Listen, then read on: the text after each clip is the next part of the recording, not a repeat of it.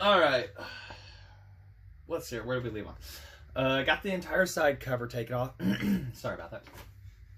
Got the cut side taken off. We see the inside of the engine, and she's a little. She's got sludge in her, but you know that's expected. It's been sitting for a while and everything. Little recap here on some parts and everything, real quick.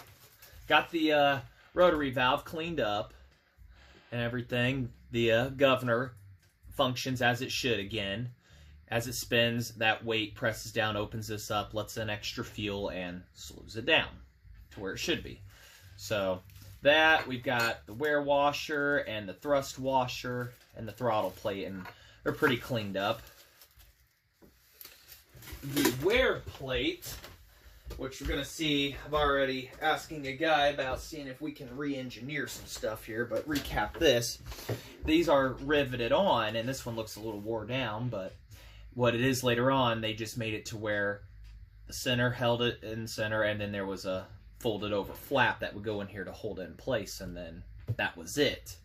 So we might be able to engineer something here. This is just brass and everything, I'm told, and I mean, if that's that simple and everything he says, it looks no more than transmission parts. He can make something like that. So I'm going to get him some measurements, and we're going to see about trying to convert one of these over and everything. So, but it looks like it was running when it was put up. Like I say, who knows how well it was.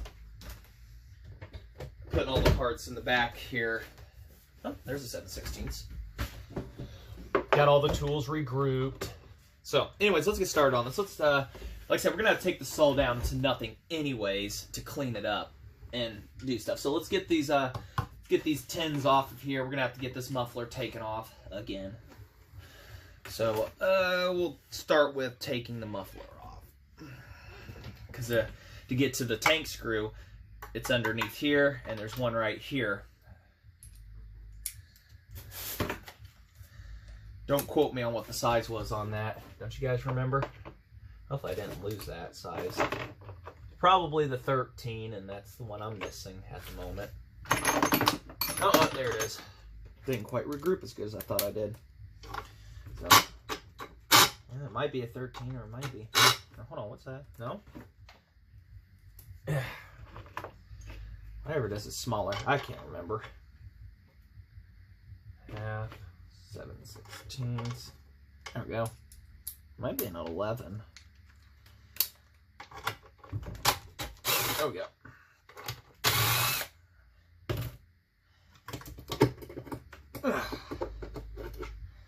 Nasty booger. So I'm putting all the parts, like I said, into a parts bin back here. Everything will be stored and eventually washed inside of it, and it'll be split in tank at some point in the future, and it's pretty nasty.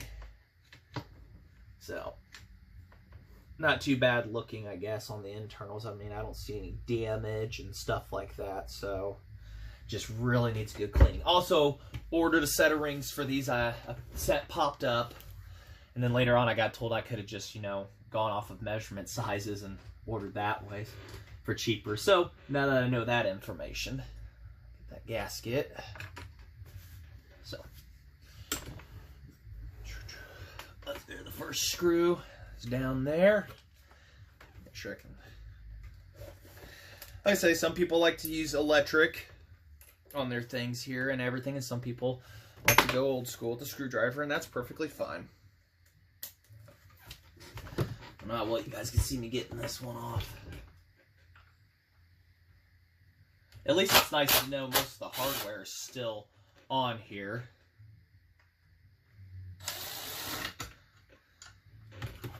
Not, the tins aren't destroyed and stuff like that, so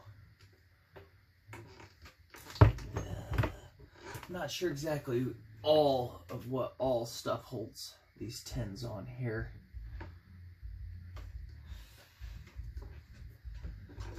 But I'm pretty sure I got to take some others off. Get these 2 bolts here real quick. Alright, the other 2 screws off. One other thing we have to note is, what I do with my screwdriver, we got to take the fuel lines off too. what did I do with that? Anyways, underneath of here, we're expecting to see a fuel pump. There's a little tube that goes from the tank. Woo! That was good. That was close. Wow, you talk about that. All right, so, and of course, the fuel line's popped right off. Excellent. This is your fuel pump for these. Completely encased. Your fuel lines, they are measured with a black and a silver. Don't quote me on which ones to return in the pump at this moment. Your primer. It actually sounds like it works. So that is a good positive there, because I have not found many of these like that. All the screws obviously split it, so it's on the to-do list. Go set that to the side. To be cleaned. Gotta say, the paint's pretty good on it.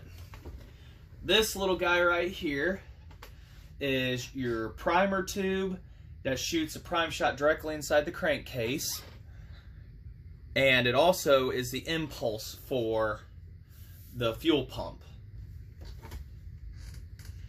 And as you can see, this doesn't look like it was taken off many times. This is also right here, this is your high and low speed adjustment.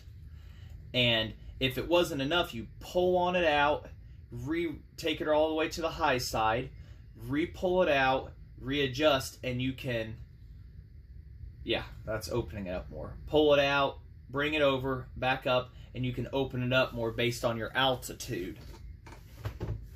But you would adjust that at the time of in the cut for optimal performance, versus today's saws, you have no option. Pretty much no option. So,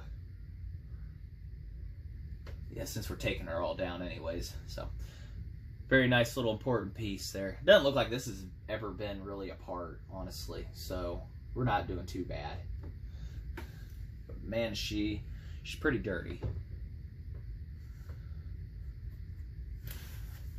Anybody got some cleaner? All right, getting this top 10 off. It ain't beat up at all, so either it's been replaced or somebody actually did try to take care, at least it's all somewhat. So it's pretty nasty under there. Of course, what does that reveal? That reveals our giant 120cc cylinder head, which we will have to be taking that off too to be doing this whole rebuild.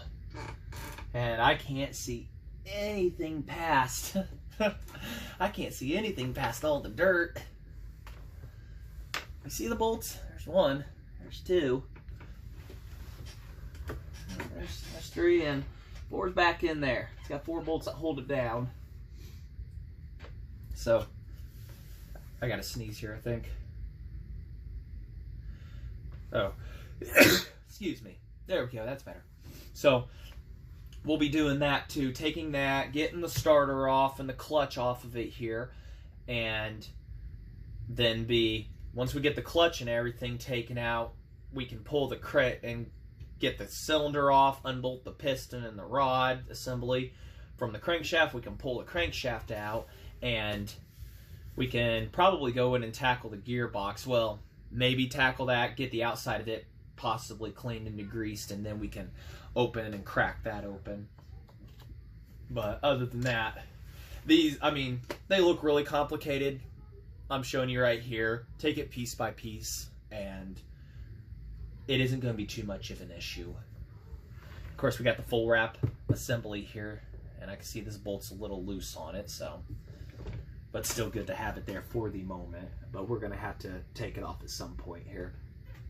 So, what do you guys want to do first? Take the cylinder head off of it and everything, inspect the piston, or take the starter assembly? Because there's still oil inside this, and I guess I need to drain that first, so we'll probably get to doing that here very shortly. And this video is gonna be quite a few different steps. You'll see the daylight change and everything and whatnot on this one. So this one will be spread out over a few days' time, theoretically. So yeah, I don't know. So I don't know, what should we do? Yeah, I guess we'll keep the piston and the cylinder protected for now, and then undo all the clutch assemblies and everything, and then we'll make that our very last step to getting stuff out. Because the piston we're protecting for now and everything. So, but we'll drain fluids. Alright, we're back outside on this saw. I know I just got done saying before we swapped over to being out here, draining fluids and everything, but we need to get this guy seriously cleaned off before we try and tackle anything else. So, I use this. Pretty good stuff. Just don't breathe it in when spraying it, because it for me, makes me cough and everything. Also getting it on my hands is pretty bad, so well, maybe the sprayer head works. It's gonna suck if it doesn't. So, but we're gonna do that, and probably take the power washer to it also. But the only real way we're gonna advance on this is getting her cleaned off, because it is a nasty mess. So get started on the spraying. I mean, you can see how good the stuff works.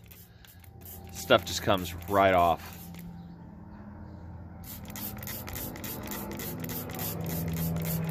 So, and I don't water it down. I'll go inside and get the spark plug and put it in and try to avoid putting anything on the top of the cylinder, but I guess then again it's going to come off anyway. So, old chrome coming and shining through after all the years. Get this washed off and everything, get the power washer out, see if she's going to start, and get the hose hooked up. Power washer connected. Let's see if she's going to run, and hopefully we'll be seeing a cleaner one of these momentarily. Need to do more soaking, but at least it's getting the heavy crap off at the moment. Not bad for something that's like 1,000,000 years old for a power washer. Oh yeah. Alright, pretty much got her as clean as we're going to get for now. Some of this stuff, it's like concrete, so, but overall, a little bit of water come out. Blow dried it the best I could, still getting a little bit of water trickling out. A little bit of rust down the bottom of the crankcase there, but no biggie. Cleaned up pretty good. Right there, it's had a mag weld done and it re-cracked, and it's had one right there too. So, let's see here. I guess we may end this video and cut it short. We'll just call this like the cleaning video, disassembly cleaning. We'll get into the cylinder in the next one, and the other components getting the crankshaft taken out. So, thanks for watching.